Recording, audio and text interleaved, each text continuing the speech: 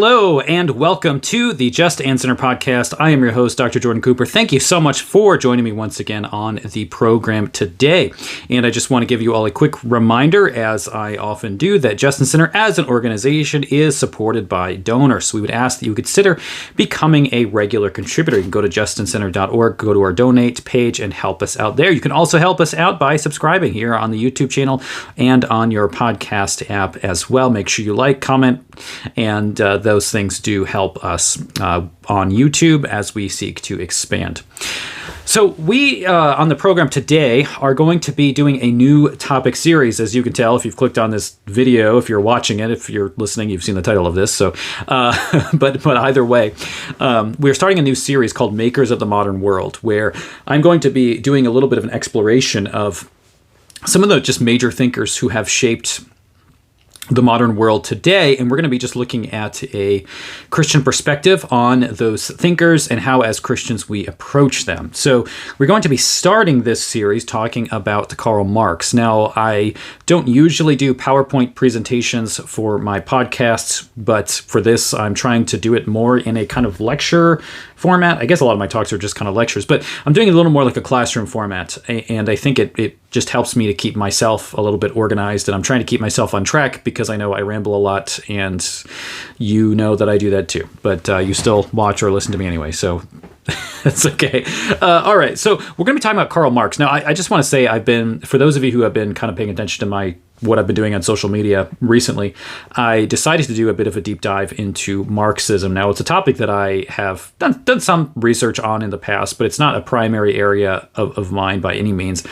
But as I have done a lot more kind of cultural critique from a Christian perspective, saying how do we approach the world as Christians, how do we approach what's going on in our society today, I have decided to do some more deep dives into some particular figures that are highly influential, just in terms of how the world thinks, how we formulate arguments, and the social consciousness of our age. So Karl Marx is a hugely important figure, and he is one that I think you'll find kind of like a Martin Luther figure, and there are certain people throughout history that you have a number of schools of thought that interpret Marx in very, very different ways. There is not even necessarily an agreed upon definition of Marxism.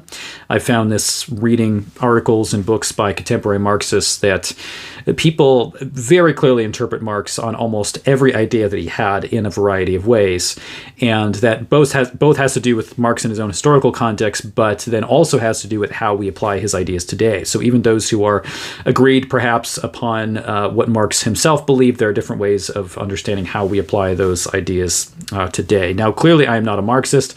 I'm a critic of Marx and Marxism generally, but I wanted to kind of give Marx himself as fair of a read as I possibly can, along with some Marxist sources. So I'm currently working through some later Marxist sources.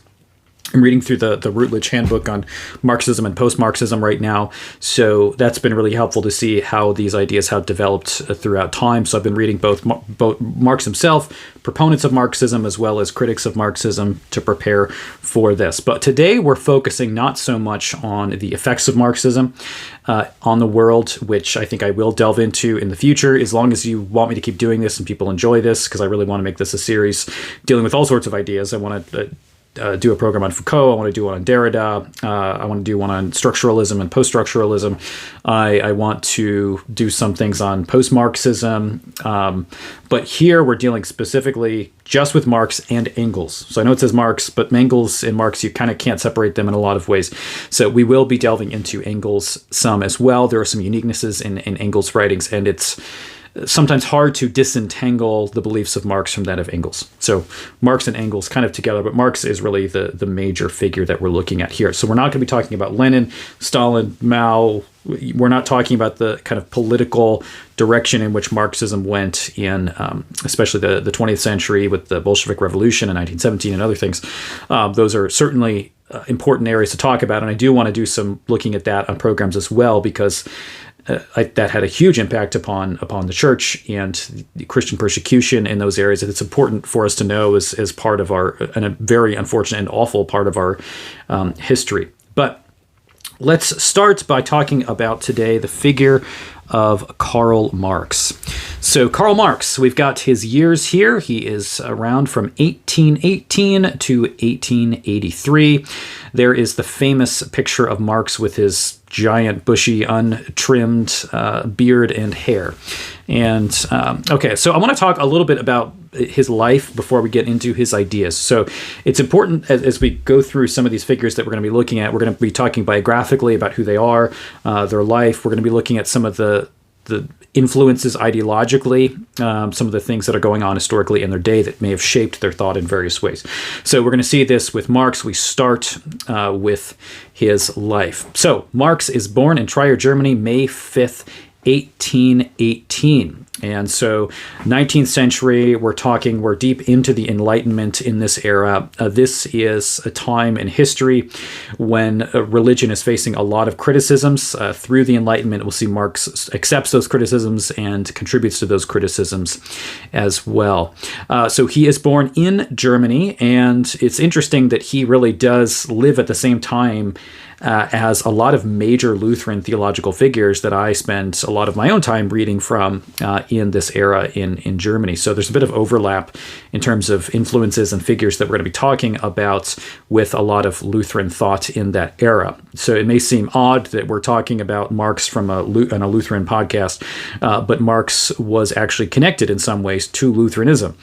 He was raised in an upper middle class family, and this I think is very telling, that the figures involved in Marxism, both then and now, tend to be those who are more of the intellectual elite, rather than those who are kind of the proletariat, the working class themselves. This is something that we continue to see today, which is kind of an irony of these movements, that the movements are supposed to be for the good of the working class, but they don't arise out of the working class. Now, there are certain ways that this is talked about by especially some later Marxists. I haven't read everything from Marx, so I can't tell you specifically whether he's talked about this as explicitly or not. But certainly later Marxists start talking about a lot about class consciousness and the fact that the lower classes don't actually have a consciousness of their own problems. And so that it was the goal of some of the Marxists to kind of educate that lower class on the fact that they were being exploited. So the movements that we find towards kind of revolution, socialist revolution, often arise actually from the academy and from the upper middle class to upper class, though not usually from the highest class, because those are the people that don't really have anything to gain from that. So the wealthiest don't really engage in these kind of revolutionary acts, but those who are kind of more the educated class do tend to be the ones pushing these revolutionary movements. So Marx's family, he was ethnically Jewish. His family was religiously Jewish until his father did convert. He converted to Protestantism. He joined the Prussian Church. So the Prussian Church at this time was a union church. It was a union between Lutheran and Reformed churches, which is something we've dealt with before in terms of Lutheran history. It's a reason why a lot of Lutherans came to the United States to escape the churches where they were basically forced to deny a lot of what they believed and how they worshipped.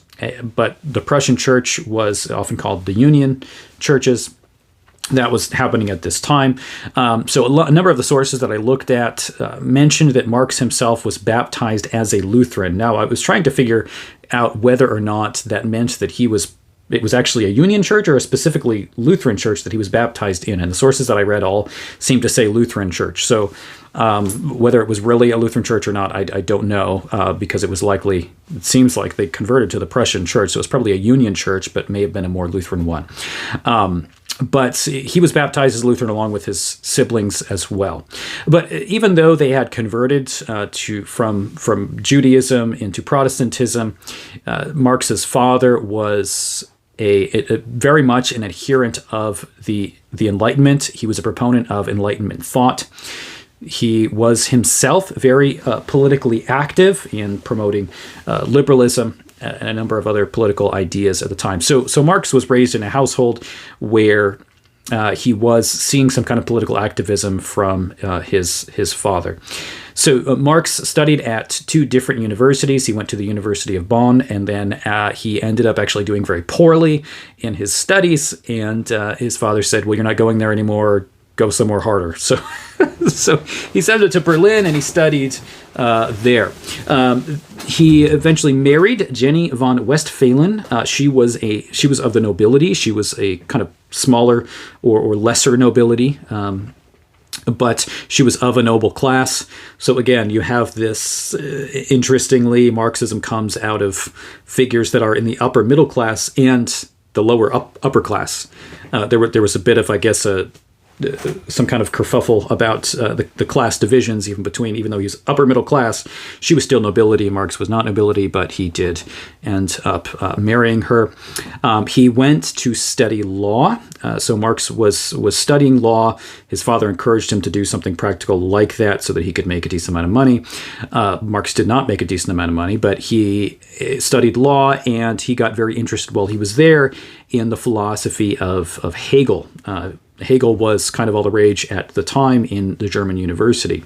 And so in his studies, though he majored in law, Marx started to incorporate aspects of philosophy into what he did. He had the goal of kind of bringing philosophy and law together, or theory and praxis together, as he tried to do at some point. Now, Marx joined a group while he was there of radicals. They were known for being radicals. They were called the Young Hegelians. That's the name of this particular group, but he actually was part of a number of other radical groups.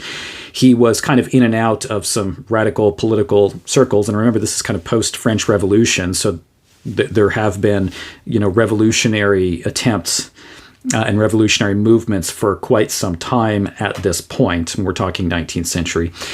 So he was part of various radical groups, but the one that seemed to have the most impact upon him was a group known as the Young Hegelians. And we'll talk a little bit more about the Young Hegelians and exactly what they did and what they believed.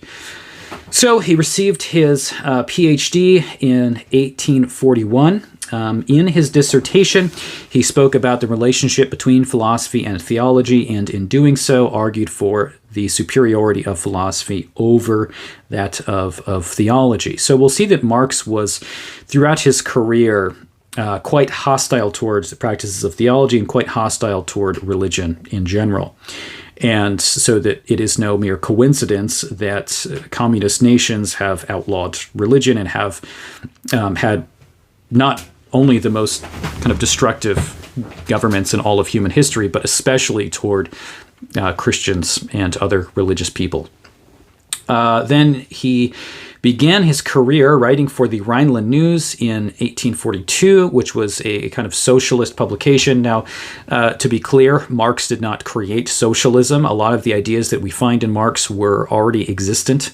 Marx gave some particularities to his form of socialism, but it didn't really come out of nowhere. And that's true of any ideological movement, that there are always kind of slow developments from one figure to another. So Marx is borrowing from some of these other figures as well. He ends up having his own ideas and separating from a lot of these groups that he was a part of before. He ends up becoming a co-editor of a joint French-German radical publication, the German-French Annals. And so there was an effort to unite radicals throughout Europe from different nations. And so this particular movement was one that sought to unite both Germany and France. He met Friedrich Engels in August of 1844. He met him at a cafe. They then became compatriots. They really worked together. You can't really speak of Marx without speaking of Engels. They relied on one another very, very heavily. They published together the Communist Manifesto in 1848, and that is the most significant, well, that's the most brief significant publication of Marx, because his other work was just as significant, but quite lengthy. Now, Marx himself lived in poverty throughout his life. He has not been, by some biographers, he has not been portrayed very fondly. It is kind of odd that for one who prizes the working man so much. Marx himself didn't see himself really as much of a working man at all. He tended to spend his time writing articles that he hardly made any money off of. He left his family basically in poverty, and for Marx, it was a sign of his kind of radical revolution that he had to suffer for the cause by not working any job that would actually provide for his family. And even in terms of his writings, he never met deadlines. He was an alcoholic. He kind of mooched off of family members as well as Engels. So Marx does not come across in his biography as a very likable fellow, we'll say. So he doesn't come across really as a working class man. He kind of comes across as one who married nobility and then mooched off the wealth of his wife's family. But he does write, he saw this as living the revolutionary lifestyle, kind of for those who romanticize living in poverty and fighting against the man or whatever. So that's what he did. His magnum opus Das Kapital was multiple volumes. The first volume was released prior to his death, and the others were released following his death by Engels. So Engels really is, given as much credit for Marx's own legacy as Marx himself was. So Das Kapital is very extensive and large work, and one that has been discussed at length among all sorts of scholars for many decades at this point. All right, so let's see. Move on to the next slide that we have here. We're going to talk a little bit now. To understand Marx, we have to talk a little bit about his ideological context. So we have to discuss some of the figures and movements that were popular around his time. Now, the most significant figure by far is George Friedrich Wilhelm Hegel, GFW Hegel. Usually people just refer to him as Hegel. And his years are 1770 to 1831. Hegel has an immense influence upon the thoughts of intellectuals in Western Europe and the United States, but not just in the 19th century, but also in the 20th century, pretty significantly so. And Hegel is one of those figures whose influence far extends his life. And I would make the argument that a lot of the kind of process theology that we saw in the 20th century that we're still seeing ramifications of in what I would say are a lot of aberrant perspectives on theology proper are really taken from Hegel in some way. Even if it's not a direct influence, it really develops out of Hegel's ideas. So there are a couple important things to recognize in Hegel's thought. I'll do a whole separate one of these talks on Hegel because he's such a significant figure and shifts theology quite a bit. He was a Lutheran his whole life, or claimed to be. And remember, at this point, 19th century, what it means to be a Lutheran is all over the place because this was the era of Protestant liberalism. So it doesn't mean an Orthodox Lutheran in a classical sense, as I'm usually using the term Lutheran. But Hegel developed his thought on Trinitarian lines even, at least at the very beginning. He had a lot more theological works than philosophical ones at first. He moved more directly into philosophy. And he was an idealist. Now, this is going to be really key as we distinguish between Hegel's ideas and those of Marx, because some people have even argued that Marx's primary idea that defines what Marxism is his materialism, his dialectical materialism. And that is in contradistinction to a dialectical idealism. Now, if you're not familiar with idealism, materialism, let me explain to you what idealism is. Idealism is the perspective that which is most real is the realm of ideas. So the idea is the ultimate reality, and physical things, it doesn't mean the idealist believes physical things aren't real, though some may, because idealism is a very broad category, but that the most real is the realm of ideas. So if we're thinking in a classical context, Plato is an idealist, and Plato is a strong idealist, meaning that Plato believed that the physical, particular earthly things that we encounter in our lives are a reflection of what he called the forms, or the ideal reality, the reality of ideas, or the immaterial. So immaterial reality is primary, and material reality is only real insofar as it shares in immaterial reality. So think about a strong persistence on the existence of the soul, the human being, though embodied, in essence, the human being a soul who is embodied, rather than just a material, physical object, as modern materialists would say, which became popular during the Enlightenment. So that would be the materialist perspective. So Hegel has this, he's a German idealist, so sometimes you'll hear that term German idealism thrown around. There are other German idealists, Schopenhauer and others, who have different ways of expressing their idealism, but he's a German idealist. But what distinguishes Hegel's idealism from that of Plato is Hegel, rather than seeing ideas as something kind of static, or that's the phrase that's often used, right? You have like static reality, or reality that is unchanging. Now, static is often honestly used as a criticism more than anything else, so it's not necessarily a positive thing in the way that people use the term. But the point is, Plato saw the real, the ideas, what is truest about reality, as something that is unchanging. And this means for Christian idealists, we would say that God is the most real, right? God is unchanging. God in his essence is unchanging. He is immutable. He is without change. And so reality in the highest ultimate sense is not changing. But there is a reality that shares in that ultimate reality that is changing, and that's just the nature of this world. So this is one of the oldest philosophical problems that the ancient Greeks dealt with in different ways, was the question of how do we have both change and constancy in the world? How is it that things change all the time?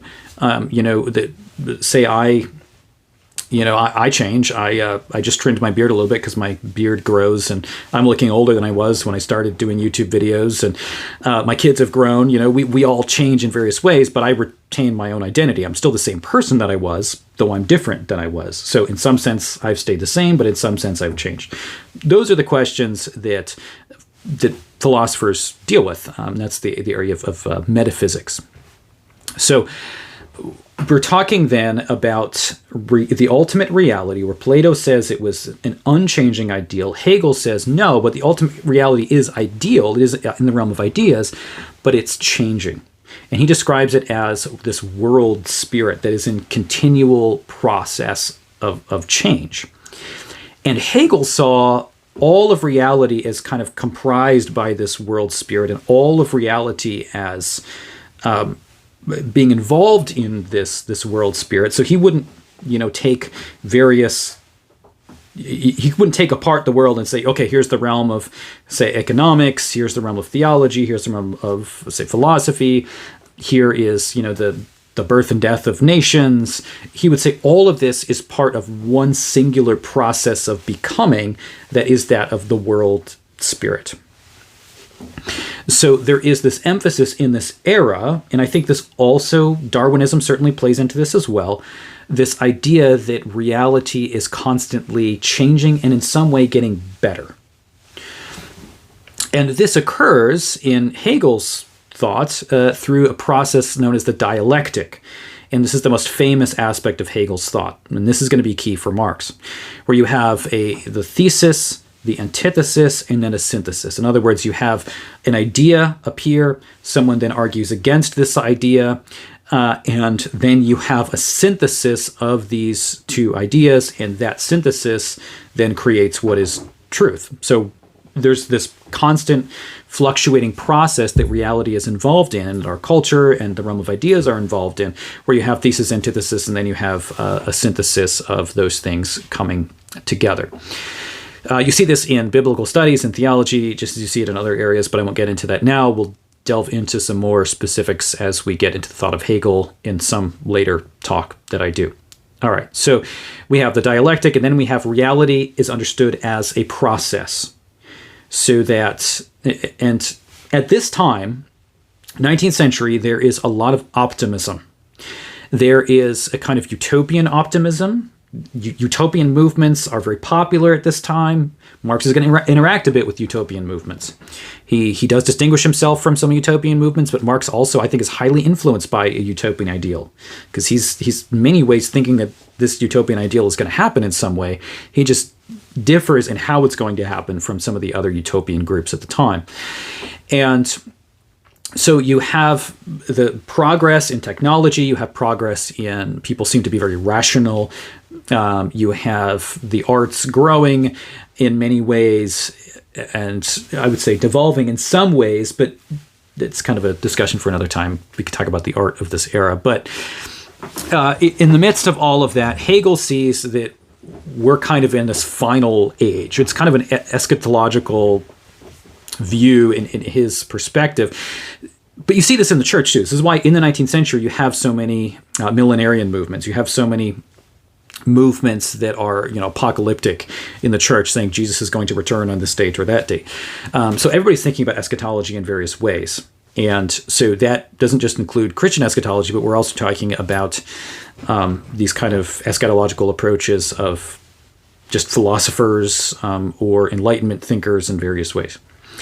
And I think that's key for Marx as well. Okay, so Hegel saw himself as kind of the end of philosophy, like he's the greatest. All philosophy is leading up to him, and his book Phenomenology of Spirit. And in many ways, Marx saw world economics as ultimately moving toward him, because he was the one to kind of initiate the final stage where things were going to all end up. And clearly it worked out very well. That's sarcasm. But okay, let's then talk about the next figure, Ludwig Feuerbach. Ludwig Feuerbach is a second figure that we really have to understand to properly understand Marx. Now, what I'm trying to get across here, and you could probably tell this as I'm talking about this, is we tend to think of Marx's ideas just in terms of economic theory. And what I'm trying to say is Marx's ideas go far beyond economic theory. Marx is proposing a system that is consistent with particular philosophical movements of his age, of the 19th century. I'd say mistaken philosophical movements of his age. And so that we're not just talking about kind of abstract economics, because I'm not an economist. And the question is, do I have to be an economist to criticize Marx? No, I don't think so, because Marx is making a lot of philosophical and theological claims as well. So he is not some untouchable figure unless I am an expert in economics. And I'm not going to get into the details of how economies work in this podcast. That's not the point of what I'm doing. But I do want us to see these bigger ideas that start to impact society that come from Marx. Okay, Feuerbach is hugely influential in Marx. And Marx writes these theses. First, he really affirms what Feuerbach says in his Materialism, and then eventually he ends up rejecting a lot of aspects of Feuerbach. But Feuerbach is the major figure that influences a lot of the young Hegelians, which is that group that we mentioned. So Feuerbach's years are 1804 to 1872. Now, Feuerbach is a thought figure who moves from this idealist approach that we find in Hegel, that the ultimate reality is in the realm of ideas or the unseen, or we can talk about heaven or God.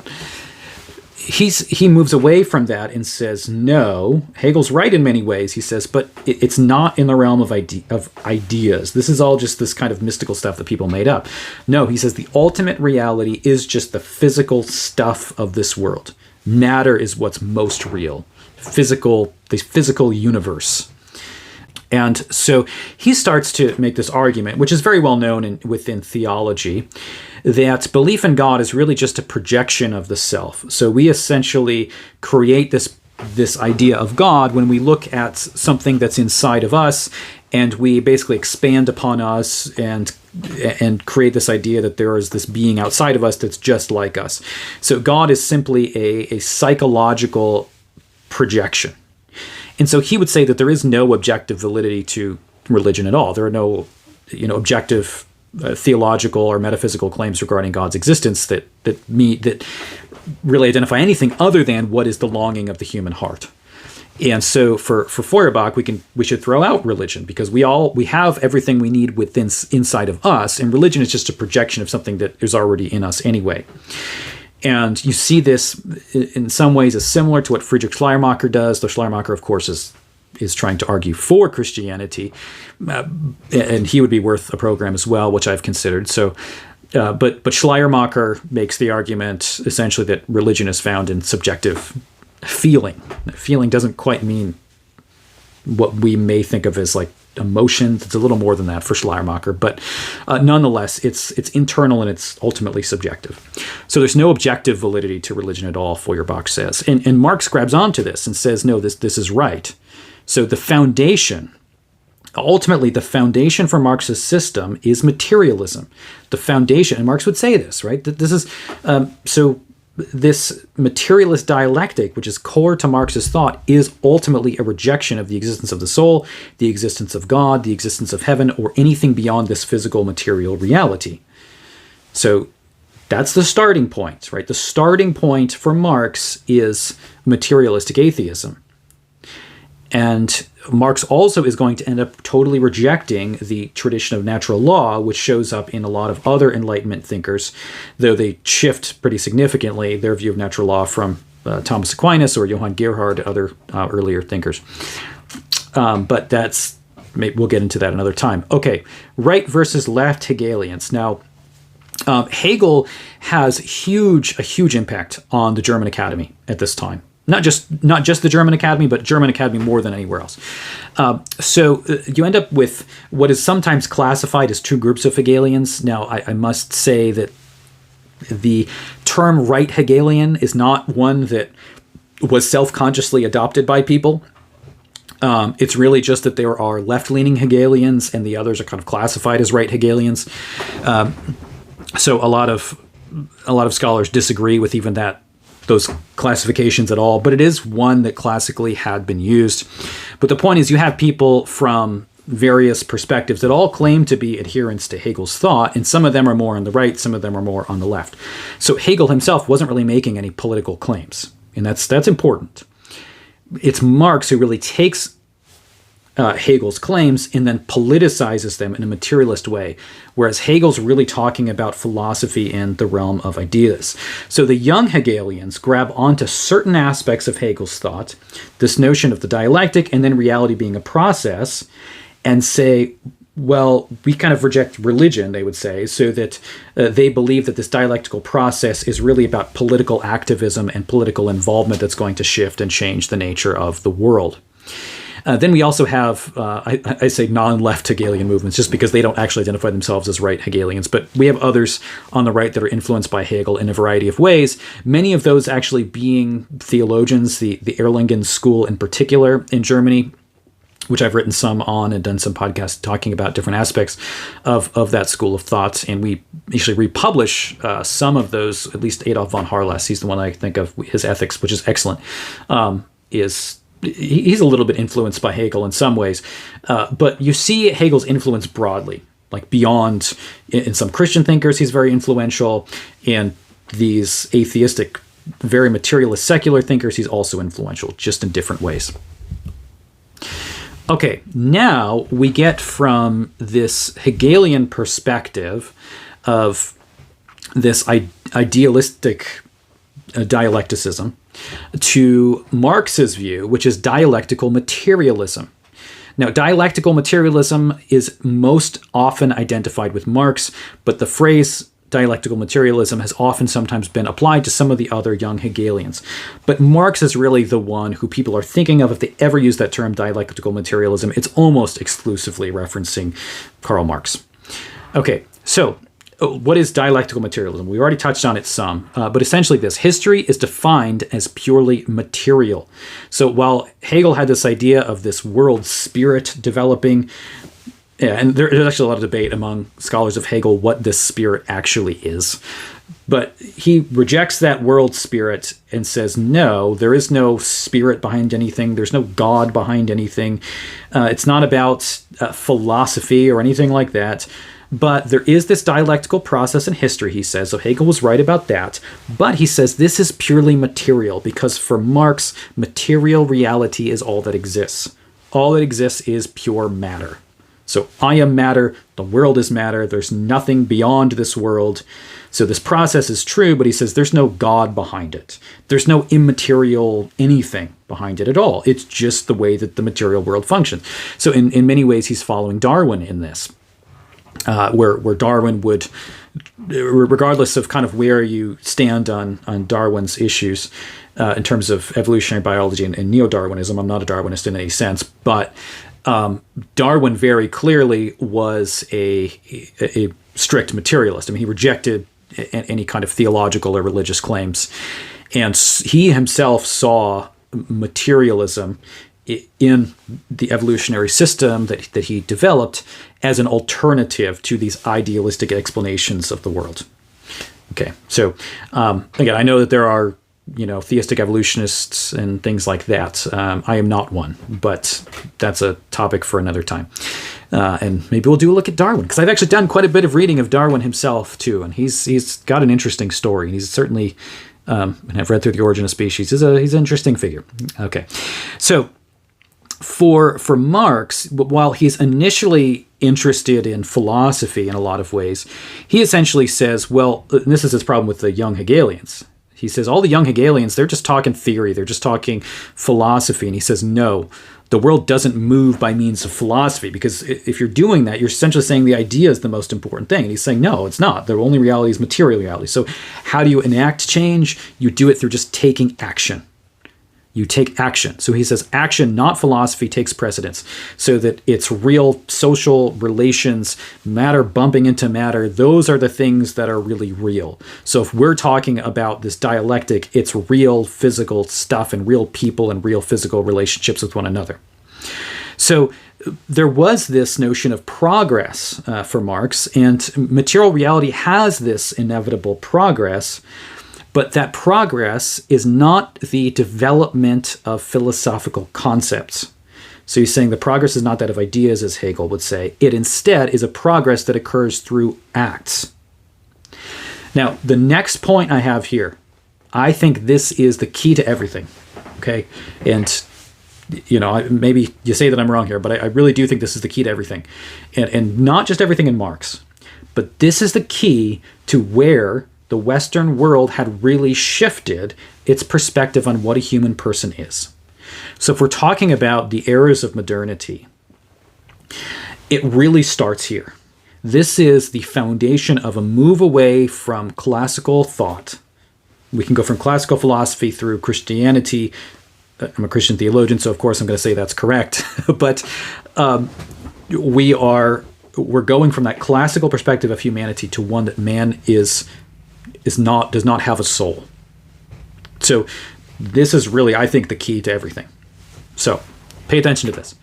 Okay, Marx denies that there is such a thing as a human essence. Okay, Marx denies that there's such a thing as a human essence. That's key. For Marx, humans are their social relations. So what am I as a human? I am what I am in relation to people in my community. He's going to say really economic relations defines us, which is a huge problem in itself. But economic relations essentially define me. But I am defined in my relations. There is nothing underneath relation, in other words.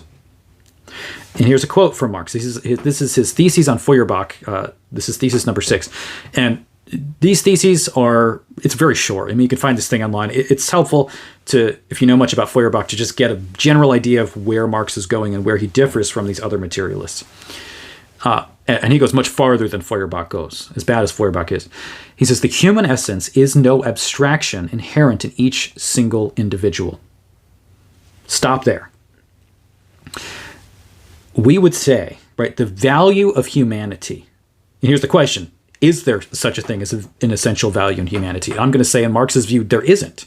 You can't have value because there's nothing immaterial. And value is to make a judgment about that which is non-material. And you can talk about economic value, but not real transcendent value.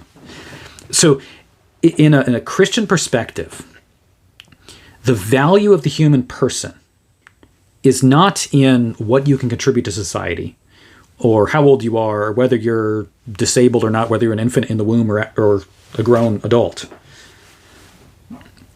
Your value is in the fact that you have an essence that God created. Right? God created you as a human.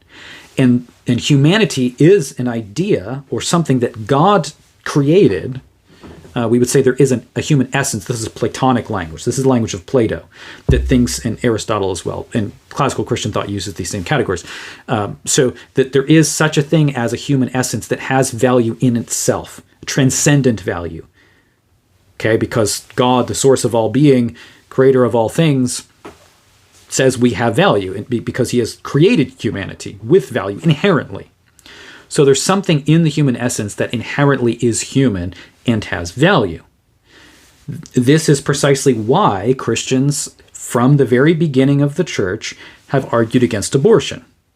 Because the question of abortion is not, the infant in the womb is not a question of, can they be productive to society? Can they do this on their own? What are their capabilities? Because social relations don't determine humanity. The essence that God made determines humanity. So if God made that child in the womb as human at the moment of conception, it's a human. Therefore, now we can say that any destruction of that human essence is, in fact, evil. Because this is a human being created with transcendent value. And if you kill that human being, you're killing a human being, regardless of what your social relations are. And I think this is why I say this is the key. Because this is the key to understanding so much of how we communicate with each other today.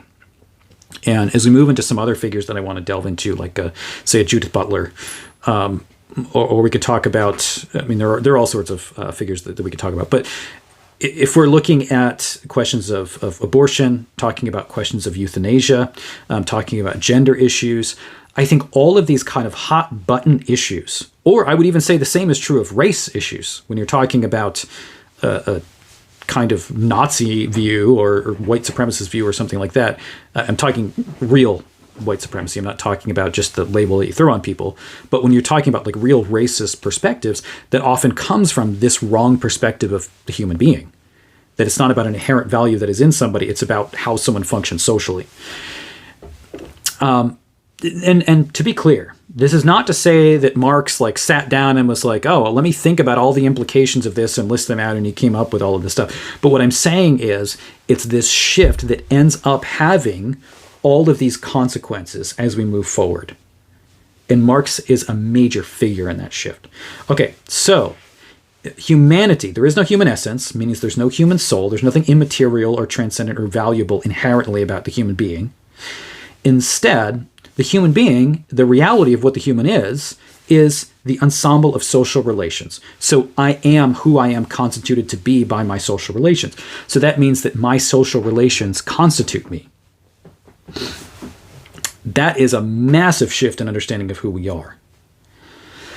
And postmodernity draws on a lot of these same conclusions. But keep that in mind as we're going through Marx and as we go through other figures, because we're just going to keep over and over and over and over again coming back to this. So this is key. You see here, we're not just talking about economics. This is very clear. We're talking about a view of theology, a view of anthropology. We're talking about values, morality, who I am, who you are. This is far, far bigger than just claims about how the economy should work. Okay, now I have a quote from Engels here on materialism. Now, this is an essay that Engels wrote after Marx's death. And the essay is called Ludwig Feuerbach and the End of Classical German Philosophy. This is an excellent article to read if you want to get an underlying idea of where Marx and Engels were coming from in terms of materialism. I think that Das Kapital, a lot of the works here could be so daunting. It's like, I don't even know where the heck to start. This is a really, really good summary of some of these issues, specifically as it relates to metaphysics and materialism. This was something that Engels said that, he and Marx wanted to write something like this and never got around to it. At least Engels presents this as also Marx's view, because Marx wrote those earlier theses that we just looked at against Feuerbach, and Engels is essentially taking that and saying, I'm going to just kind of explain those theses and what we were getting at here. So this is, at least Engels' claim, is that this is also Marx's view.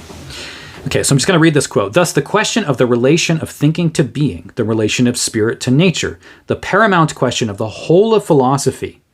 So he's talking about the questions that have determined all philosophy. You can watch my History of Western Thought series, by the way, if you want a brief overview of classical philosophy on these issues. but we're talking about how the immaterial relates to the material. The paramount questions. This is the question that all philosophy, all theology asks. So we believe in an immaterial reality. He says, has no less than all religion its roots in the narrow-minded, ignorant notions of savagery. Wow. Narrow-minded, ignorant notions of savagery. That kind of sounds like how a lot of progressives speak about Christians today. He goes on, but this question could, for the first time, be put forward in its whole acuteness, could achieve its full significance only after humanity in Europe had awakened from the long hibernation of the Christian Middle Ages. So you see, he sees the Christian era of the West, particularly the Middle Ages, as the era of savagery, of superstition. People were idiots back then. They believed in immaterial reality. They believed that souls existed. They believed that there was this transcendent meaning and purpose and value. And he's saying, now that we've thrown off the shackles of those dumb Christians, now we can ask the real questions and get down to what reality really is. So you see the attitude here toward Christianity. The question of the position of thinking in relation to being, a question which, by the way, had played a great part also in the scholasticism of the Middle Ages. The question, which is primary, spirit or nature? That question in relation to the church was sharpened into this. Did God create the world, or has the world been in existence eternally? So now he's talking about the questions of, what's primary. So we're talking about idealism versus materialism, essentially. But we're talking the Middle Ages. These are debates about the nature of universals, and none of them are saying that the ideal doesn't exist at all. They're not materialists.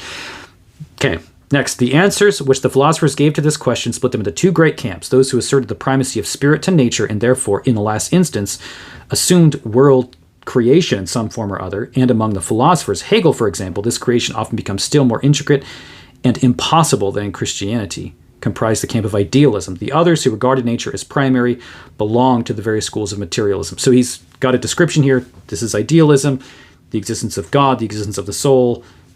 He's saying even Hegel fell into that, and that's wrong. But now that we're past the age of the Dark Ages, now we've reached enlightenment, now we can discover what material reality really is, and that immateriality simply does not exist. So that's the materialism. Now, the dialectical materialism is really the foundation of Marxism. So to be a Marxist and a Christian, as I see some people claim, is an inherent contradiction in many ways, in multivarious ways. And I just don't see how, I think Marx would think it was quite absurd as well. All right, so let's talk then about some of Marx's core key ideas. Now, there's so much here. I'm going to talk briefly about all of this. We're not going to get into the details of all of it. My goal is to try to get behind a lot of the kind of major philosophical, theological claims here, not just to get into the economic theory. But we do have to talk about economic theory because that's really where Marx goes. And the first thing I just want to say, though, as we get into this, is for Marx, economics really determines everything. And we'll talk about this a little bit, but economics determines everything. And we still are, I think, in the midst of that today, because if you use the terms conservative and liberal, at least in an American context, I can't speak for European nations or in Africa or Asia or South America, wherever. I'm talking about the United States. At least in the United States, when you use the terms conservative and liberal, what comes to mind is not questions of value, but often questions of economics. Everything is so centered on the economic debates because we see economics as kind of the key to everything. That's Marx's shift. So let's jump into these quickly. Okay, so Marx's core ideas. First, history is not driven just by ideas or the select few in the ruling class. So what he does is he rejects the notion that history is really driven from, by one idea after another. And these are, by the way, if you read books on historical methodology, like from historians, if you're doing a dissertation on history of some kind, you're going to read about various perspectives of how to look at changes in history. And one of those is history is really just driven by ideas. And that would be the strictly idealist view. And most people don't take a strictly idealist view because the history is so broad and the world is broad. You can't just boil it down to ideas. I think that's untenable. What I often do is deal with the history of ideas. That's kind of where I go. But I also recognize that that's not everything. So that we're not limited in history to ideas. We're world is shaped by many factors. Ideas are one, though. But he's rejecting Hegel and saying it's not just ideas. He also says it's also not just the history of just a few great important rulers or kings. This is kind of the great people approach to history, where you have history that's studied in light of just select important figures, like Marx, But he says it's not just that. So that Marx would say that it's not just the ruling class that determines history, it's the whole process of history together, as Hegel would say in his idealistic comprehensive sense. But he would say materially, it's the kind of the whole mechanisms of the economy that shape world history, not just the ruling class, or not just a few great people, or not really ideas at all, because he kind of separates action from idea. Then we have where he says labor forms the basis of society. So here is where he says really every question is the economic question. And you see this as you go through Marx on any question. Everything relates to economics. This becomes the grounding for everything that exists. So any question you ask about value, about human meaning or ethics or anything just comes down to questions of labor. And he has some arguments for this, and largely you can think of something like Maslow's hierarchy of needs as, for example, as a way to explain what Marx is trying to do here, where he says basically that you can't even consider questions of happiness or questions of meaning or purpose, or you can't consider any of that if you don't have any food to eat. And how do you get food? Well, you got to work for it. So labor becomes the primary question, and only after the labor issues can be addressed can you then deal with issues beyond that. So labor is the form of everything. Now, when we're talking about labor, he argues that within a capitalist society, and we have a whole history of how work, Marx has his own, and then Engels actually develops another one, which is similar, but anyway, there's a whole history of how work develops and how labor develops in human society. So there's a kind of sociology of historical sociology here that he grabs onto. But he's talking about capitalism. Capitalism is the ultimate enemy for Marxism. And he says essentially capitalism has created a system where you have a ruling class and you have the workers. So all society is divided into these two groups of people. There are those who exploit, and then there are the exploited. Not the punk band, but the people who are exploited. So you have in the common terms, the bourgeoisie and the proletariat. So the bourgeoisie is the ruling class who has all the power. They basically serve.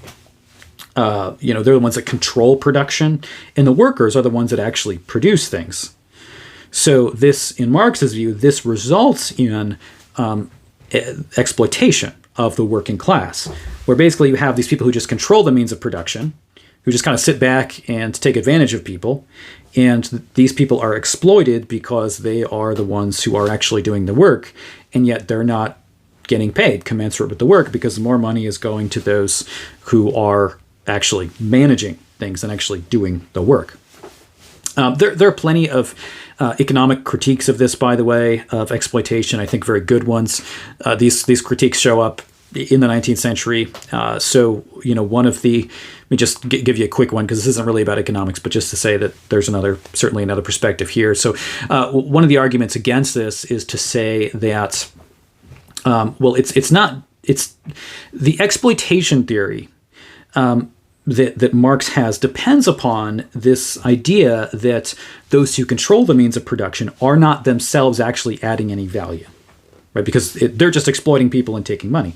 But the question is that really the case? Are they actually adding no value? And one of the arguments says that they're adding actually a lot of value. Well, what is that? Well, consider, for example, that I'm going to build a house, right? And I have a company that builds houses, and I call a bunch of workers together and say, we're going to build this home. And after the home is built, then the house is going to get sold. And after the house, sold, we'll make, X amount of money. Well, if I were to just say, hey, workers, build a house, and then you get the money, well, what's going to happen? Well, they're going to have no money up front. They're going to have to front the labor, the costs of all of the materials to build a house. And then it's, after however many months it takes to build a home, that then the payment comes through, and now they can divide the pay among each other. Well, can most people do that? Of course not. Why not? Well, because people need a paycheck regularly, right? Most people can't say, I'm going to go without a paycheck for a certain amount of time. So what the one who is, say, the head of that, if I was the head of that company, even if I'm not actually working on the home, if I'm just perhaps the one kind of negotiating or overseeing what's going on and whatnot, the value that I bring is that I am paying you money in advance so that you get a weekly paycheck so that you can work. And the fact is, even if the house never sold, those people would still have their paychecks, and I would be the one hurting from the house not being sold, right? So the one who's, say, the owner of the company is also putting themselves at a position of risk as well. So there's a kind of balance of risk and reward. So it's not to say that it's a very simplistic way to view capitalistic economies, just to say, well, they're just exploiting people. There's nothing more to it than you're just exploiting people and taking money from them, not doing anything. No, you are adding value, and the value is that you're making sure that people actually get money now instead of at the end, which is a pretty big value. So that's an economic critique, but I don't want to get too far into that. You can read about that separately. Okay, people are alienated. Marx would say alienation. They're alienated really from their own humanity.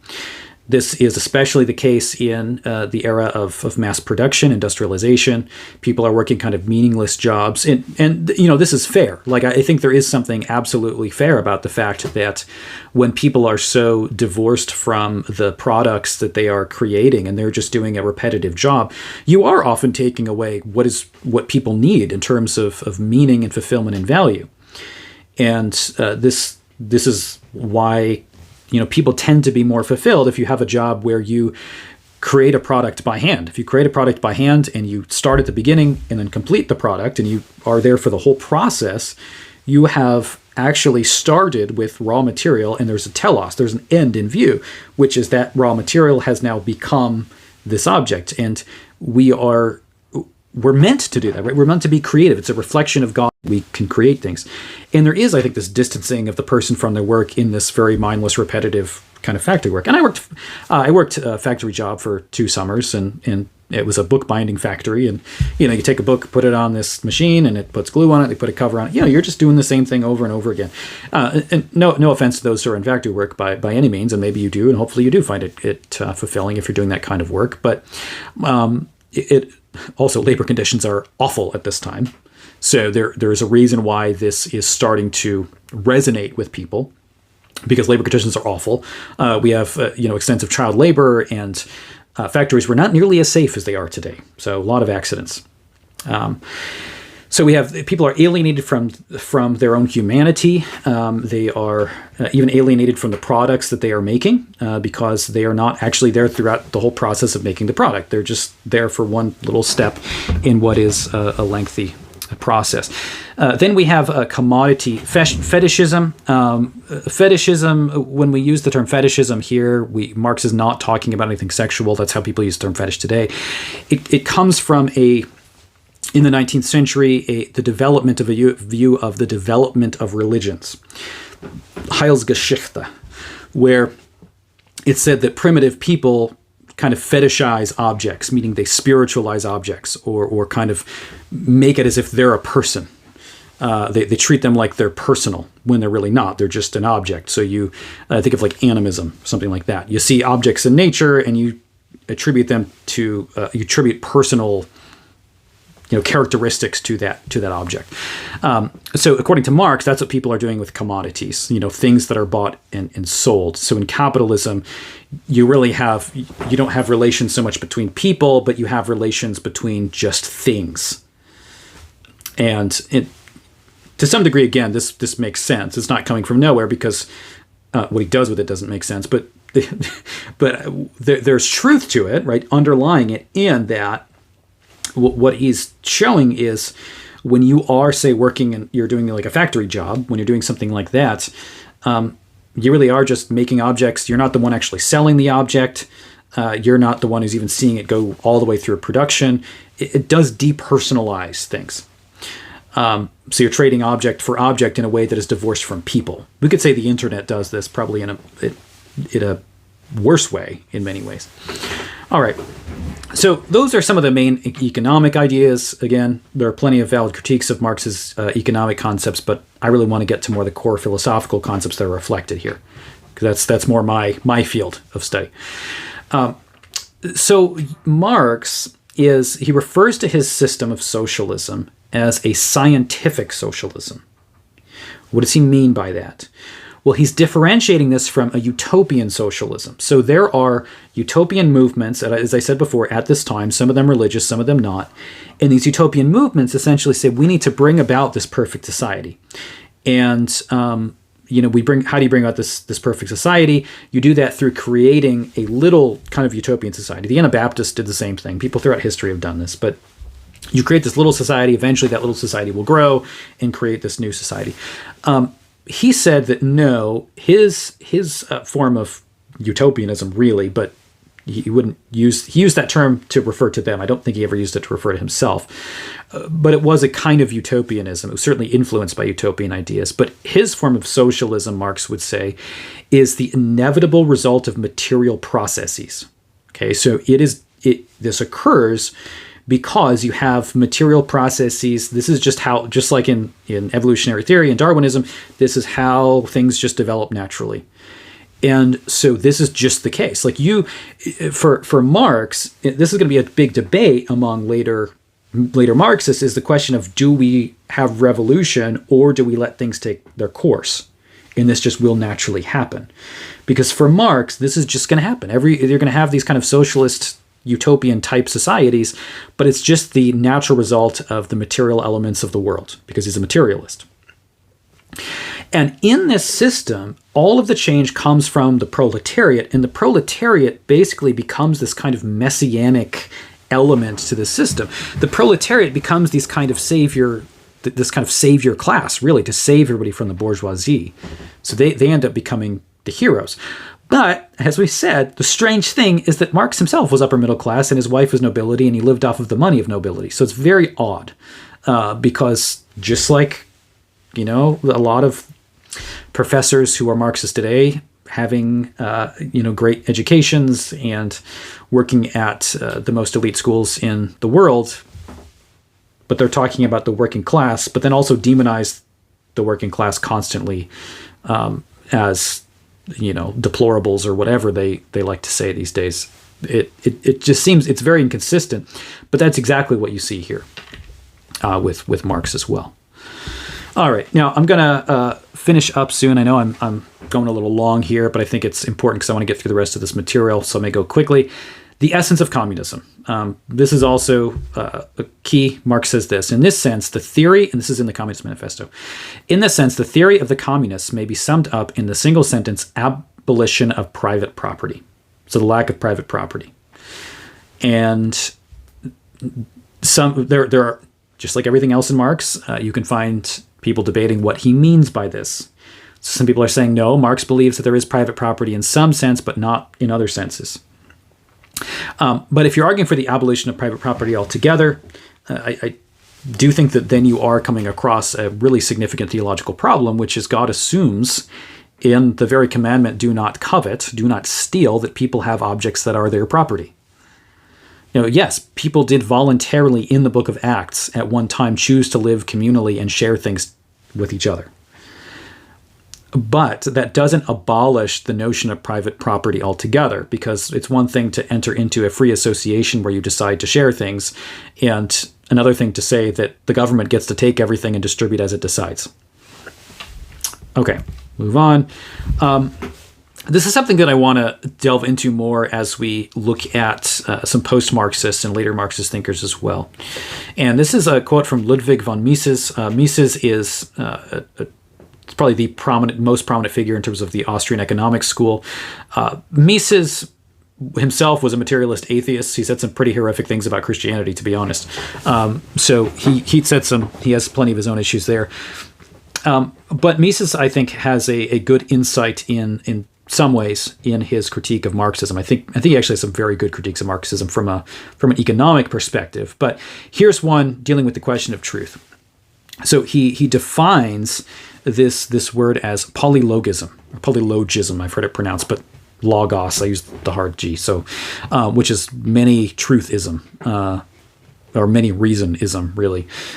But polylogism says essentially that there is no unifying rational principle by which these classes can interact with each other. Because in the Marxist system, everything is so divided between classes that there isn't any, what I would say is natural law underneath it, or universal reason that God has created, which you can't, in a materialist system, you don't really have that.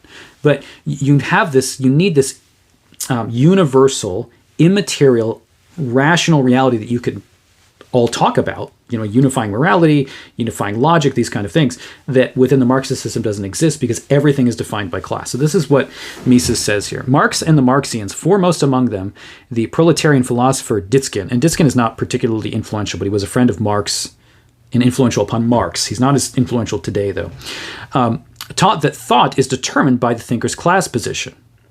What thinking produces is not truth, but ideologies. This word means, in the context of Marxian philosophy, a disguise of the selfish interests of the social class to which the thinking individual is attached. It is therefore useless to discuss anything with people of another social class.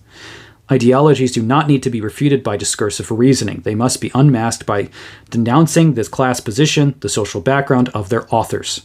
And oh boy, read some intersectional theorists today. Take some intersectional, and I'm not just using that term like vaguely, you're an intersectional person. I'm saying like books on intersectionality. It's very interesting how they do exactly this. Because a lot of these positions are inherently Marxist. Now, I know a lot of people they argue against certain Marxian views. Don't get me wrong. And I know that. And I know people say there's no such thing as postmodern neo-Marxism. But postmodernity does draw from Marx in some significant ways. That doesn't mean that it agrees, certainly not with the kind of utopian vision of Marx. But there are commonalities, and there is influence there. Okay. Thus, Marxians do not discuss the merits of physical theories. They merely uncover the bourgeois origin of the physicists. He's coming at it from a rationalist Enlightenment perspective, which I would not be as a Christian. But I think this is a really good critique, and I think this does apply to a lot of Marxist thinking. And you see this very clearly today in arguments that say that, a focus on logic is white supremacy or something, which now you're saying that reason is different or truth is different between classes, because there is no truth other than class systems. There's no truth underlying it that we can all come together and have some kind of common agreement on. Now we have a couple, let me see how many. I got 2 slides left, so I can go through these quickly. Very important though. So let's talk about these. Okay. Let's see, Marx and Engels on the family. This is really all from Engels here, not Marx. Marx says some things about the family, but Engels really expands upon this following Marx's death. So the picture of Engels here. He does have a very nice beard, I must say, but he's a lot more well-groomed than Marx was. Not that that's hard to do. Okay, according to Engels, he says these things about the family. First, the family exists basically to protect wealth. And so he's saying that, you've got these noble families. Those noble families, pass on wealth from generation to generation. When that happens, they just perpetuate this cycle of wealth, and some people are privileged and other people are not. Similar critique that is made often today in terms of inherited wealth, though I think you have a hard time actually making that argument if you look at the numbers of millionaires in the world and the percentage of millionaires that actually inherited that money versus earned that money in other ways. It's not to say there isn't privilege in any sense, but the story's wealth is a lot more complicated than just saying, well, everybody that's wealthy just got it from their parents. It's just not really the way things always work. Okay, but that's what he argues, right? He says family essentially protects wealth. So the upper class survives by keeping families together and protecting their own, right? You protect your own children. So you have your trust fund, you pass it on to your kids, and on and on and on and on. And therefore, your family stays wealthy. So the family in Engels' view is not a good thing. And so this is why Marxist organizations from the beginning have argued against the family. It's not, and I know some people portray this on the left as like this kind of, this is just the right being paranoid, but I mean, this is what Engels says. He's very explicit about this, and a lot of Marxist thinkers are explicit about this. And Engels has a kind of history of the families where he essentially says, in his whole history, I think, is totally mistaken, but whatever. Primitive societies, he says, don't have families. You have this, they share everything. You have primitive tribal cultures where everything is basically just shared, and that includes sex. So this sexual promiscuity is fine in pre-Christian societies, and that's better than what we have in the repressed Christian societies where you have monogamous relationships. Monogamous relationships, according to Engels, are not natural. They're just something that Christianity imposed, and especially capitalism. So the nuclear family, he says, is really just the result of capitalism. And so as long as the family unit is strengthened, capitalism is strengthened.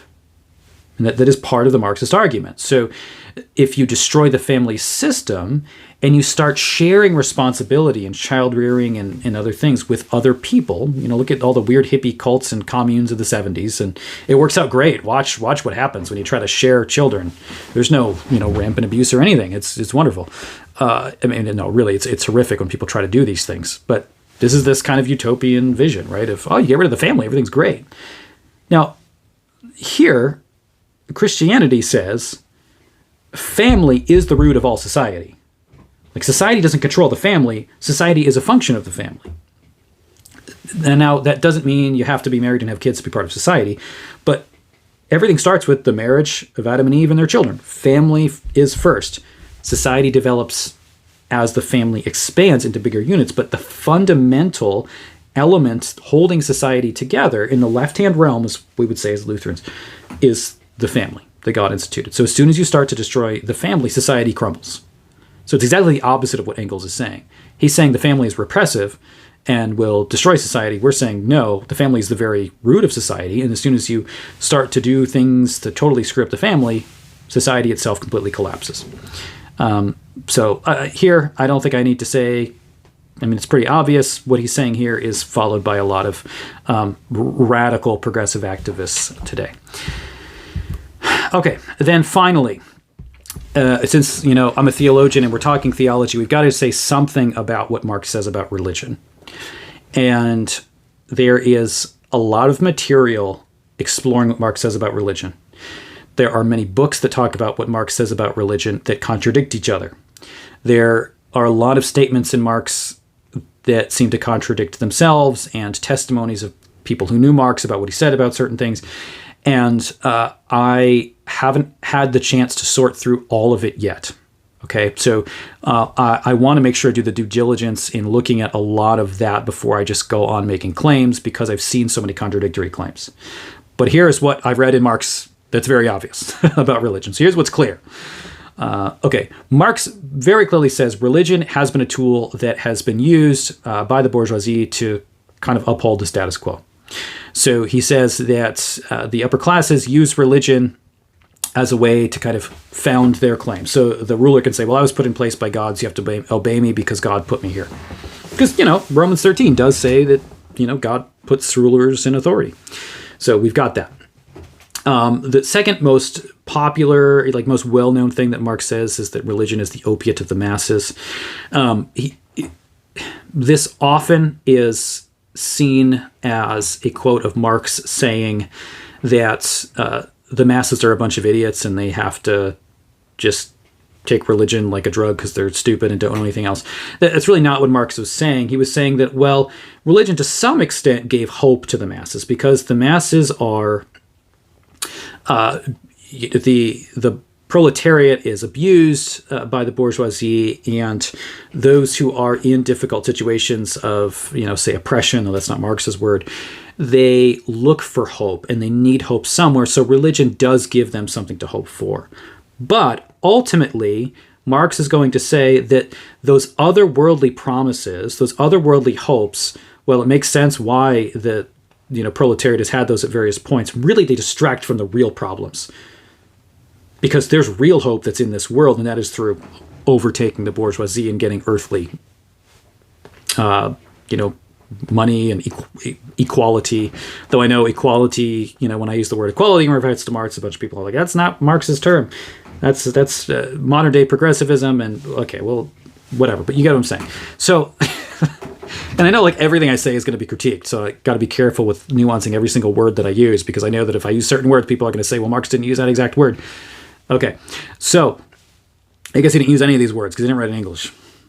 Okay. Well, so religion for Marx must be abolished, and that's clear. Right? Marx is saying that in order for this revolution to happen, in order for this communist type of utopia-ish thing to be realized, religion has to be gone, because religion distracts people from the real world, which is the material world.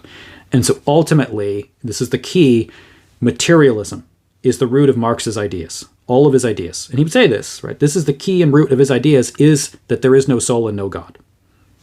Materialism. I was going to say, if there's a key to everything Marx says, if there's an underlying conviction to all of it, it's that. So if that's kind of his starting point, should we follow him in the rest? I don't think so. So this is an end here. I know there's so much that I could talk about beyond this. I wanted to do it all in one program, and I went a little late because I wanted to get it all done. So I hope you enjoy a little bit of a longer discussion here. Let me know if you like this series, this format. It took me a lot of work to prepare for this. I've been reading tons of books over the last few weeks and articles and trying to wrap and watching Marxists on YouTube and how they explain things and defend their views. And I've been doing all sorts of things. So they do take me a while to do. I really enjoy this kind of thing though. So if you want to see more, let me know if you do, and let me know what figures you'd like me to see me interact with in the future. But hopefully this gives you a bit of an understanding of where Marx was coming from and why his ideas are completely incompatible with Christianity. And yeah, again, subscribe here and on your podcast app, and we will see you in the next video. God bless.